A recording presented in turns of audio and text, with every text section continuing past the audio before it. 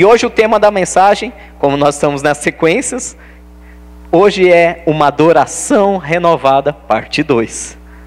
Estamos caminhando. Amém? Glória a Deus. Uma adoração renovada, parte 2.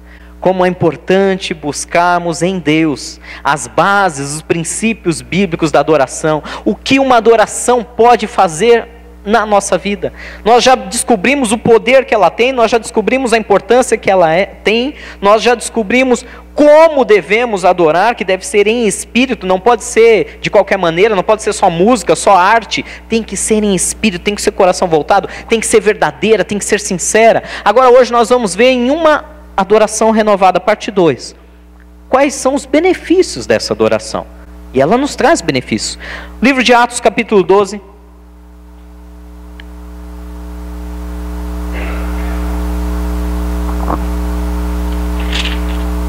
Todos encontraram? Amém? Só um instante aqui, eu que não encontrei. Aleluia. Eu falei 12? Desculpe, é 16. Por isso que eu não estava encontrando aqui. Falei, tem alguma coisa errada. Perdão, livro de Atos, capítulo 16. Só para ver se vocês estão atentos. Glória a Deus. Atos, capítulo 16, versículo 35.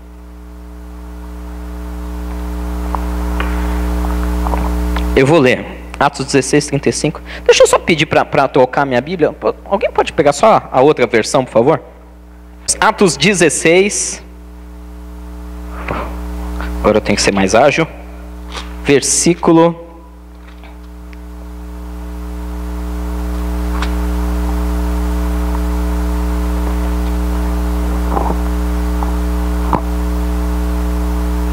Glória a Deus.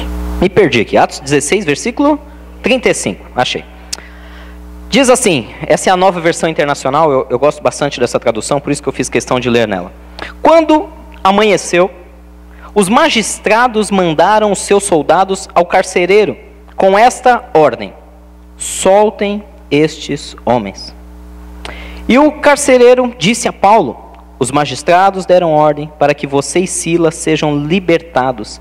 Agora podem sair. Vão e paz. Olha que interessante. Eu vou ler de trás para frente. A Bíblia relata que Silas e Paulo foram presos porque estavam pregando o Evangelho. E por causa disso, foram presos, foram açoitados e foram lançados no cárcere. E aí você pensa, puxa, mas... eles estavam ali sofrendo. Nós temos que lembrar toda a situação que envolvia o Império Romano. Só para você ter uma noção do que acontecia naquele primeiro século, logo após a morte e ressurreição de Jesus Cristo. O Império Romano era o império dominante daquela toda a região da Judéia. E como um império dominante, eles colocavam leis severas, aonde não podia declarar que ninguém mais era rei, senão César, senão o imperador romano. Só que os cristãos passavam a todo tempo, em todo lugar, exclamando e pregando e declarando: Jesus é o Rei dos Reis, Jesus é o Senhor dos Senhores. E como o imperador romano não entendia muito bem de quem eles estavam falando, não estava entendendo que eles estavam falando de um rei espiritual, de um Senhor acima do céu e da terra, ele achava que estavam querendo declarar ele como um rei acima de César na política. Então era declarado pelo Império Romano que qualquer um que declarar que outro é rei, que não seja César, que não seja o imperador romano, vai ser açoitado, vai ser preso e até mesmo condenado à morte. Então eu quero que vocês entendam a situação que estava acontecendo. E diz que Silas e Paulo estavam pregando em praça pública que Jesus é Senhor, que Jesus é o rei.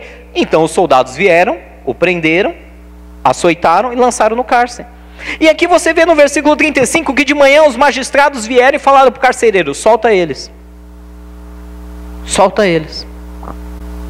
Ué, mas se a ordem do imperador, o maior político de toda aquela região, a maior autoridade política naquele momento dizia que era para prender, açoitar e matar, o que foi que fez a diferença na vida? Volta um pouquinho agora.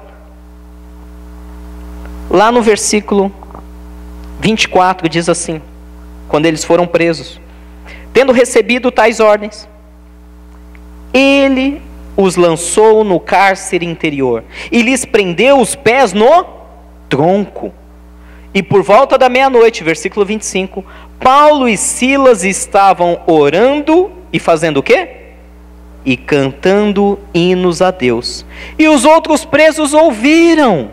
Olha o que está escrito aqui. E os outros presos ouviam. Versículo 26. E de repente, houve um terremoto tão violento que os alicerces da prisão foram abalados. E imediatamente todas as portas se abriram e as correntes de todos se soltaram. O carcereiro acordou e, vendo abertas as portas da prisão, desembainhou sua espada para se matar, porque pensava que os presos tinham fugido. Mas Paulo gritou: não faça isso, estamos todos aqui. E o carcereiro pediu luz, entrou correndo e trêmulo prostrou-se diante de Paulo e Silas. Então levou-os para fora e perguntou: senhores, que devo fazer eu para ser salvo? E eles responderam: creia no Senhor Jesus e serão salvos você e os da sua casa. E pregaram a palavra de Deus a ele e a todos da sua casa. E naquela mesma noite o carcereiro lavou as feridas deles, e em seguida ele e todos os seus foram batizados. Amém? Olha que revolução espiritual. Hoje, às vezes a gente anda de maneira tão mecânica no Evangelho, às vezes a gente anda de maneira tão natural e racional dentro do mundo espiritual, que a gente não consegue mais acreditar que coisas como essas são possíveis. Diz que à meia-noite eles estavam orando e cantando louvores ao Senhor.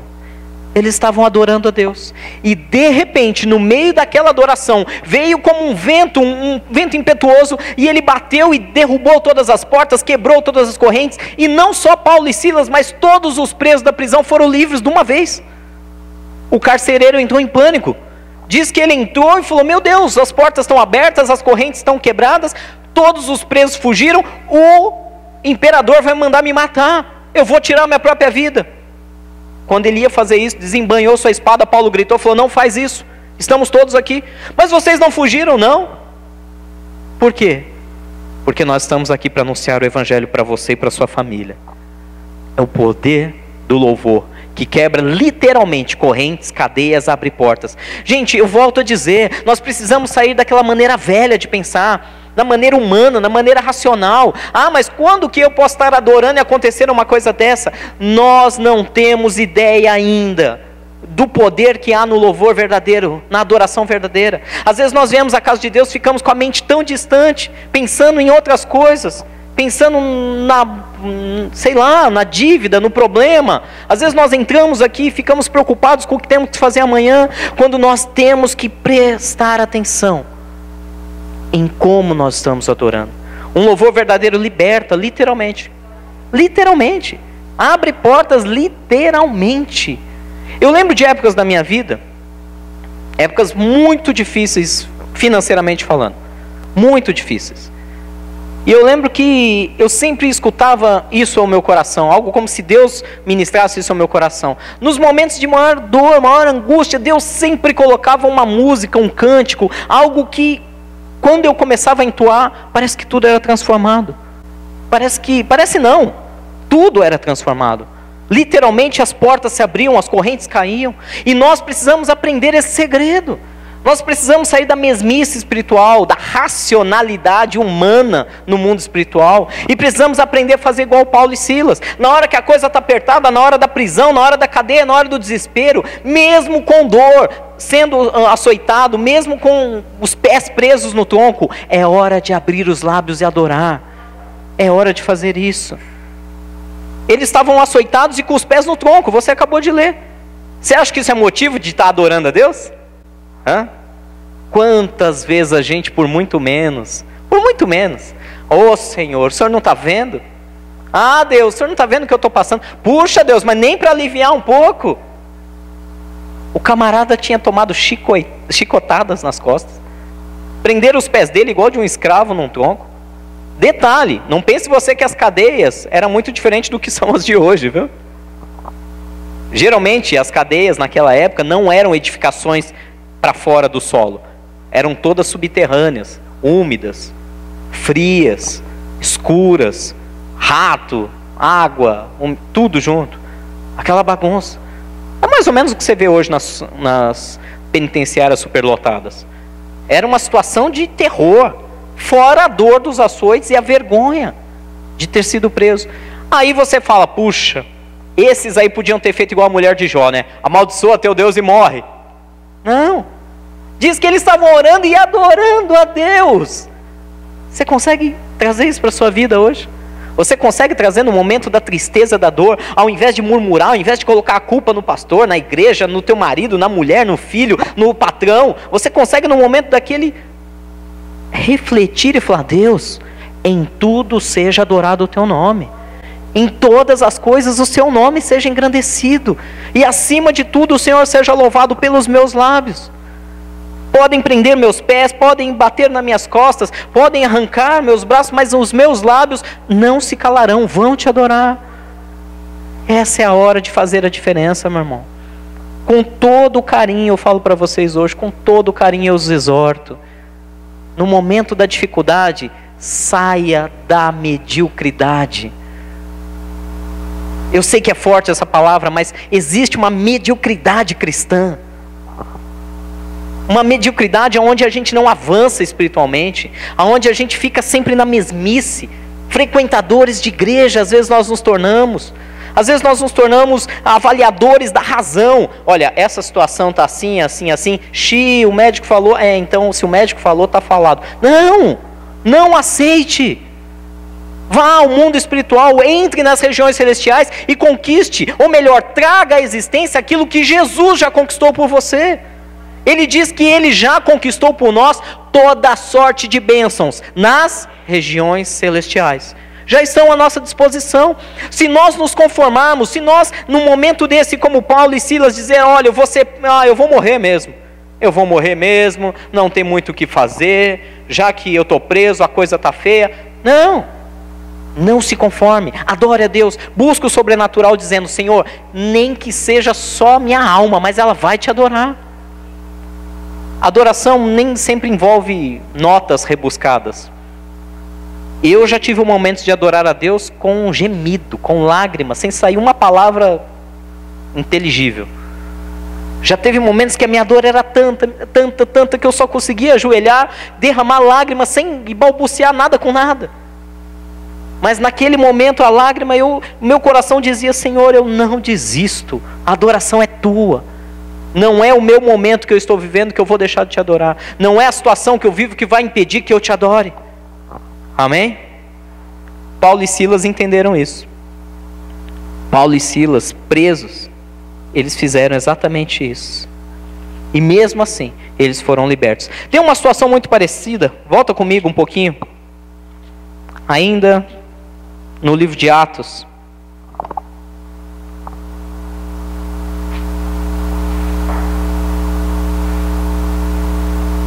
Livro de Atos, capítulo 4.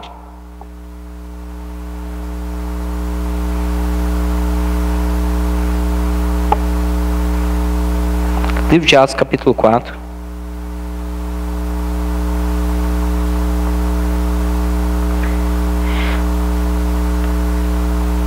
Versículo 11. Pedro estava pregando. Volta um pouquinho, versículo 8. Pedro estava pregando em praça pública e disse assim: Então Pedro, cheio do Espírito Santo, disse-lhes, autoridades e líderes do povo, visto que hoje somos chamados para prestar contas de um ato de bondade em favor de um aleijado, sendo interrogados acerca de como ele foi curado, saibam os senhores e todo o povo de Israel, que por meio do nome de Jesus Cristo, o Nazareno, a quem os senhores crucificaram, mas a quem Deus ressuscitou dos mortos, este homem está aí curado diante dos senhores. Este é Jesus, a pedra que vocês construtores rejeitaram e que se tornou a pedra angular, e não há salvação em nenhum outro, pois debaixo do céu não há nenhum outro nome dado aos homens pelo qual devamos ser salvos. Pedro, mais uma vez, assim como Paulo e Silas, se colocou em praça pública, e não somente ele pregava, como no meio da sua pregação, ele enaltecia o nome do Senhor Jesus. Ele entregava todo o coração dele e falou: olha, esse que vocês crucificaram, a Jesus Cristo de Nazaré, esse aí, ele é a pedra angular, é a pedra principal da construção de cada vida, de cada ser humano. E vocês a rejeitaram. Esse que Deus o exaltou acima de todos os céus, colocou o nome dele acima de todos os nomes. No meio da sua pregação, Pedro ia adorando e exaltando o nome de Jesus. Conclusão, o que ele ganhou por isso? Foi preso. E diziam assim, lá no versículo 18: então, chamando-os novamente, ordenaram-lhe que não falassem nem ensinassem no nome de Jesus.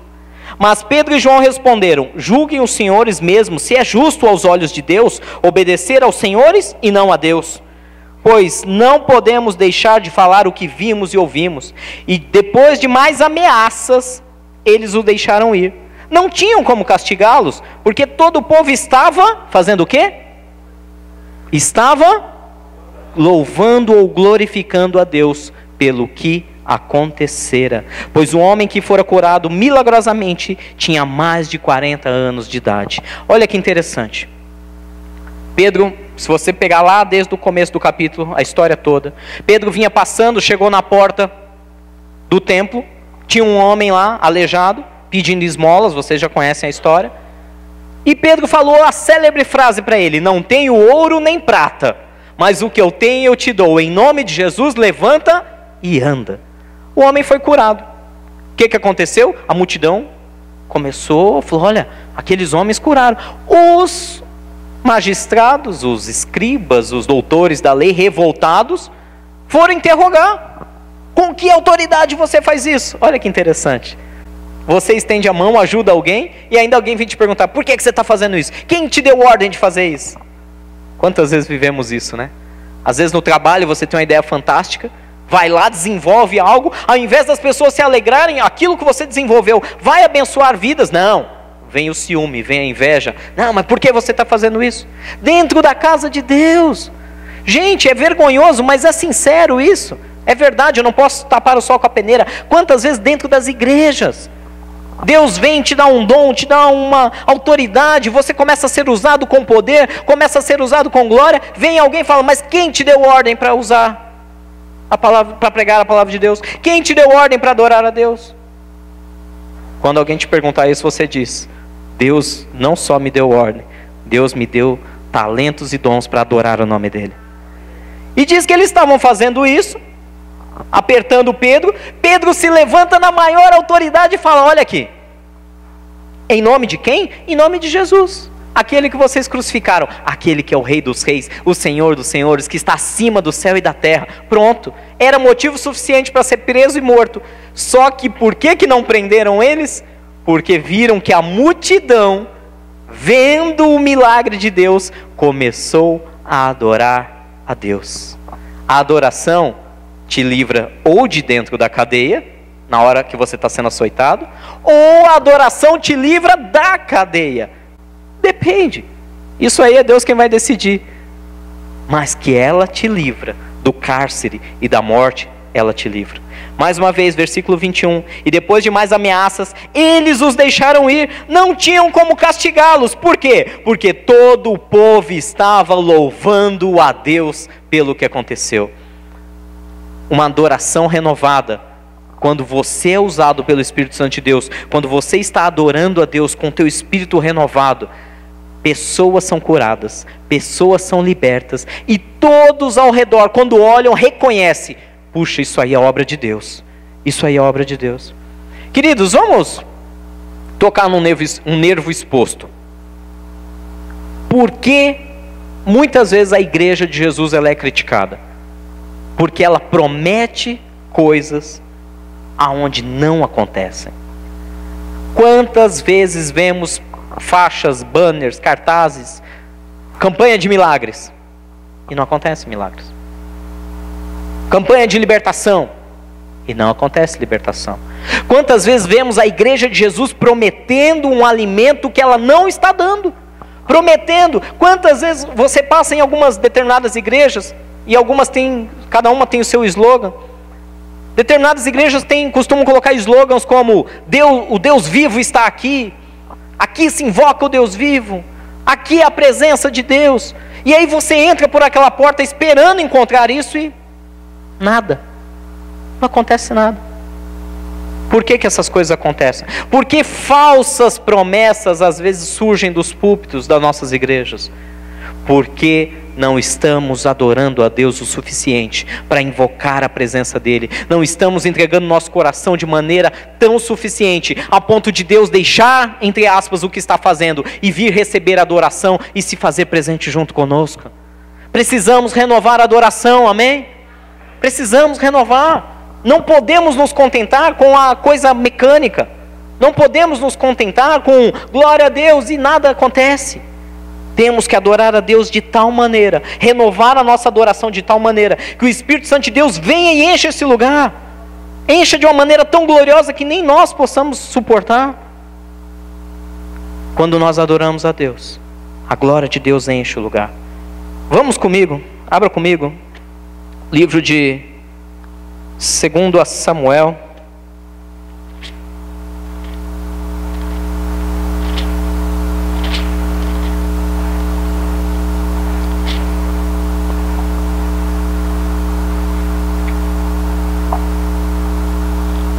Segunda Samuel,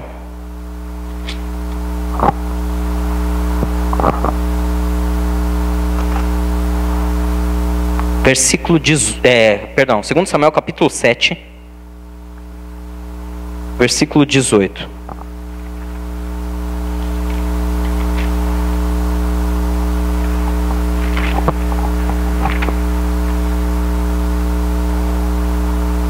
Glória a Deus. Todos encontraram, amém? 2 Samuel 7,18 tem uma oração de Davi. Davi, sem dúvida, foi um dos maiores exemplos de adoradores de Deus.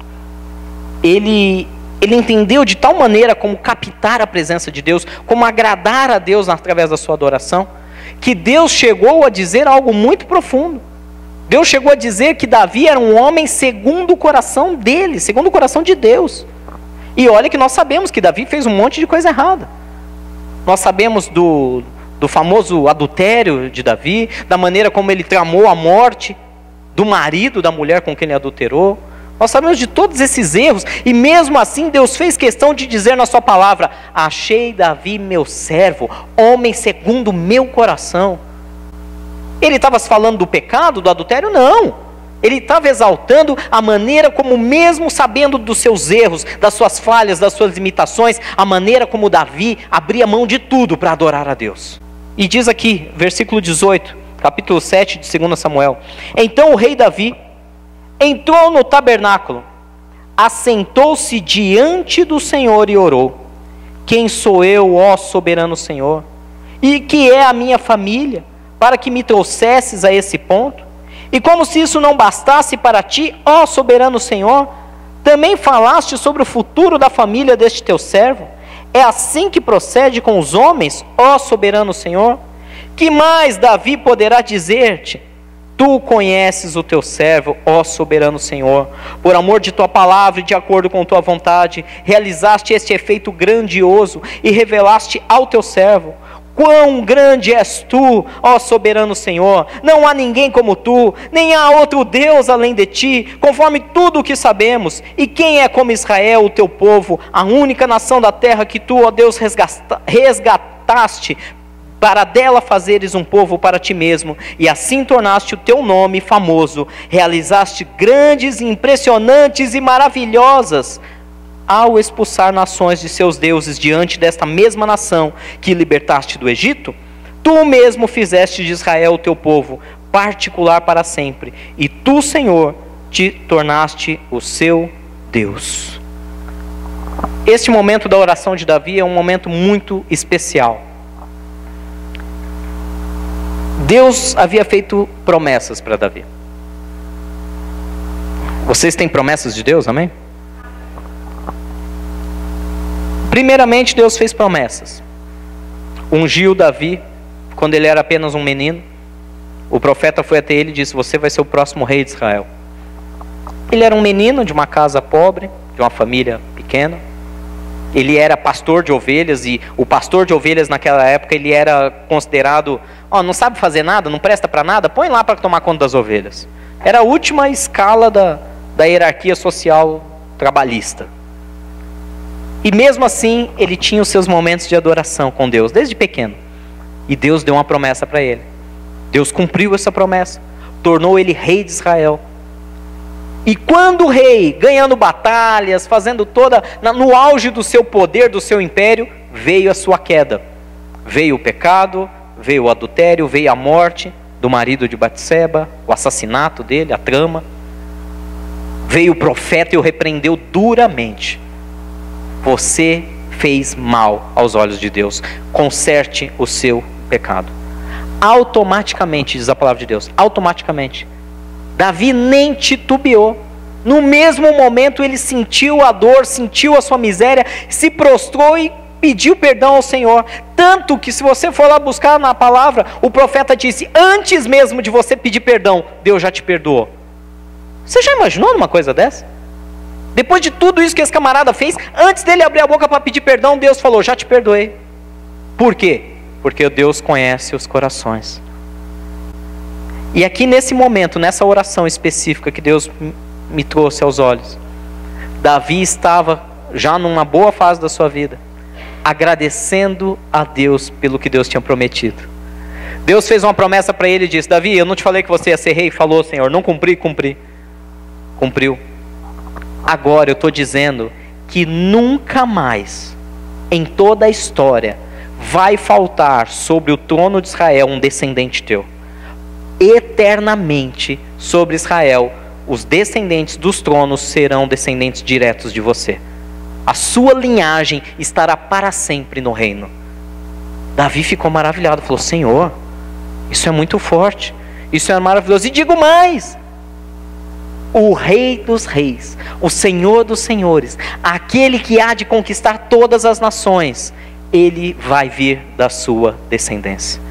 Ele vai ser da sua linhagem. Naquele momento que Deus deu a promessa para Davi, disse, não usou esse termo, mas o próprio Jesus Cristo vai nascer da sua descendência. Você vai ter a honra de ser, de alguma maneira, um ancestral dele. Ele não se aguentou de emoção. Ele se prostrou e fez essa oração adorando a Deus, dizendo: Senhor, quem sou eu? Senhor, o que eu fiz para merecer tamanha bênção? O que eu fiz para merecer tamanha glória? O próprio Senhor dos Senhores sair da minha geração? É muito forte isso para mim. Por isso que ele começa aqui a colocar tanto elogio que ele não se cabe. Ele começa a adorar a Deus por coisas que ainda vão acontecer. Ele começa a adorar a Deus por coisas que não aconteceram, mas Deus prometeu. E aí eu te pergunto, você tem promessa de Deus, amém? Você já começou a adorar a Deus baseado nas promessas?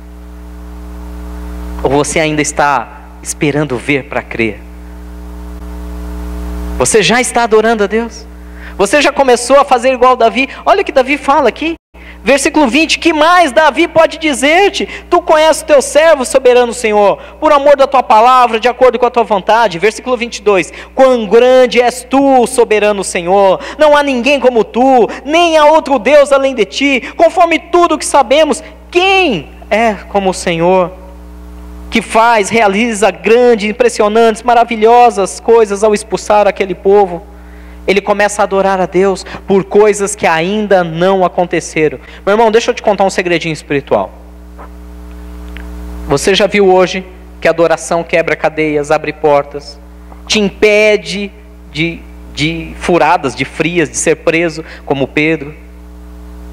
Mas você precisa entender que a adoração também é um ato de fé e de amor. Adoração a Deus é um ato de fé e de amor. Você adora a Deus por coisas que você ainda não viu, por coisas que você ainda não viveu. Deus te fez uma promessa? Fez, amém. Comece a adorar a Deus agora por essa promessa. Pastor, mas isso não é coisa meio de louco? Não é meio maluquice? Por exemplo, Deus, sei lá, prometeu te dar uma nova empresa, ou levantar a tua empresa, triplicar o faturamento, e diminuir em 3 vezes a tua carga horária de trabalho. Oh, que promessa boa essa, hein? Glória a Deus, eu recebo. Deus te fez uma promessa. Poxa, começa a agradecer. Ah, mas eu não estou vendo ainda. Eu sei. Esse é o segredo espiritual. Davi, quando recebeu a promessa de Deus, que a geração dele não se apartaria do trono, e que daquele trono sairia o Salvador de toda a terra, ele não se conteve, falou: Senhor, eu não vou estar vivo para ver, não importa, eu vou te adorar, porque eu sei que vai acontecer. Davi ia ver a promessa? Davi ia enxergar com os olhos físicos Jesus nascendo? Não, nós estamos falando de séculos de distância. Mas mesmo assim, ele entregou a adoração a Deus, porque ele entendia o que Deus estava fazendo. Ele entendia que quando ele adorava a Deus naquele momento, automaticamente Deus ia fazer. Se você continuar depois na tua casa com calma, se você começar a ler o capítulo 8, você vai ver uma série de vitórias militares de Davi. Os povos aonde Davi ia lutando, e a Bíblia relata que Davi, rei de Israel, nunca, absolutamente nunca, perdeu uma guerra. Nunca. O exército dele, às vezes sem a presença dele, chegou a perder algumas batalhas. Mas toda vez que ele ia à frente do exército, toda vez que eles iam, eles conquistaram todas as suas batalhas. E aí você me pergunta, qual é o segredo de Davi? Você já se perguntou qual é o segredo de Davi? O que faz um homem, né, se naquela época tivesse Guinness Book, ele já estaria lá inscrito. Nunca perdeu uma guerra. E batalhas que ele liderou pessoalmente também nunca perdeu. Como pode? Nossa, ele devia ser um soldado fenomenal, um estrategista fenomenal. Olha a razão humana aí querendo gritar. Não, ele era um adorador fenomenal. E aonde ele ia, o Espírito Santo de Deus ia com ele. Amém? Olha o que fala lá o livro de Salmo. Eu vou correr um pouquinho aqui.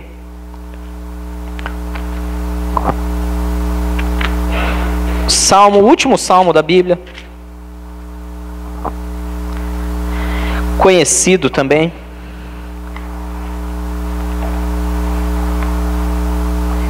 Salmo 150. Glória a Deus.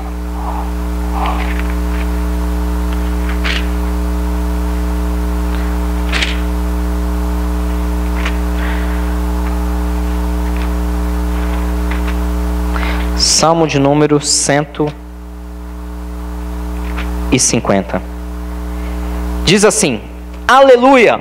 Louvem a Deus no seu santuário, louvem-no em seu magnífico firmamento, louvem-no pelos seus feitos poderosos, louvem-no segundo a imensidão da sua grandeza, louvem-no ao som da trombeta, louvem-no com a lira e com a harpa, louvem-no com tambores e danças, louvem-no com instrumentos de cordas, com flautas, louvem-no com símbolos sonoros, louvem-no com símbolos ressonantes. Tudo o que tem vida, em algumas traduções diz, tudo o que tem fôlego, ou tudo o que respira, louve ao Senhor. Aleluia. Você tem fôlego? Você tem vida? Você respira? Adore a Deus. É simples. É simples. O que isso vai trazer de benefício para você automaticamente, quando o salmista vai descrevendo: adore a Deus com tudo que você tem, com instrumentos, com danças, com flautas, com instrumento de sopro, de corda, de percussão. Ele vai descrevendo: haja o que houver, tudo o que tem fôlego, louve ao Senhor, adore ao Senhor. Ele dá um segredo espiritual para que as coisas aconteçam. Gente, eu sei que às vezes nós passamos momentos ruins, difíceis, às vezes entramos em fases de períodos longos, onde situações não são resolvidas, e isso começa a bater o nosso coração. Mas eu estou hoje aqui diante de você, trazendo a maior estratégia para transformar qualquer situação na tua vida. Adoração verdadeira e genuína a Deus, louvor entregue ao Senhor, transforma qualquer situação, qualquer uma. Eu tenho muita coisa ainda para falar aqui. Eu queria falar depois lá também sobre quando Salomão reinaugurou o templo. A glória de Deus reinaugurou o templo, mas o horário não vai permitir. Eu só quero lembrar para vocês que depois de construir um templo para Deus, depois de construir uma casa para Deus, Salomão chamou todos os levitas de Israel, todos os músicos, Todos aqueles que estavam na presença de Deus falaram: olha, fiquem aqui na casa de Deus, nesse templo que nós construímos, e comecem a cantar, comecem a adorar a Deus. Ah, mas até quando? Vai adorando a Deus até Ele se manifestar. E diz que eles ficaram ali cantando, e quando eles começaram a adorar, a glória de Deus encheu o templo. Ninguém conseguia ficar de pé.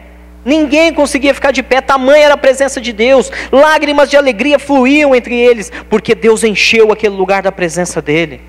Nós precisamos aprender a levantar esses templos para Deus.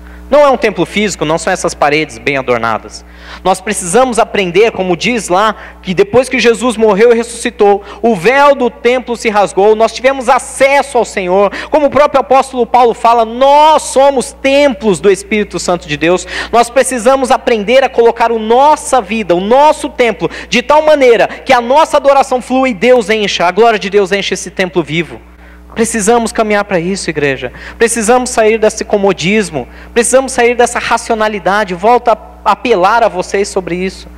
Precisamos adorar a Deus e ter os benefícios de sermos libertos, livres, recebermos promessas e concluir essas promessas em nossas vidas. Amém? Você está com o coração disposto a viver isso? Adoração é uma coisa muito simples. Só que muitas vezes ela é negligenciada. Nós negligenciamos a adoração e trocamos ela por qualquer coisa. TV, internet. Não estou dizendo que é errado, nem um pouco. Você fica à vontade. Tem programações muito sadias. Tem conteúdos muito interessantes na internet. Nem tudo ali é errado ou pecado, mas a questão é que nós negligenciamos a adoração a Deus por momentos quaisquer, por momentos de entretenimento. Já parou para pensar nessa palavra? O que é ficar entretido? O que é o entretenimento? Se não algo para você espairecer, esquecer os problemas, relaxar. Não é para isso que serve? Para isso as programações de entretenimento? Funciona.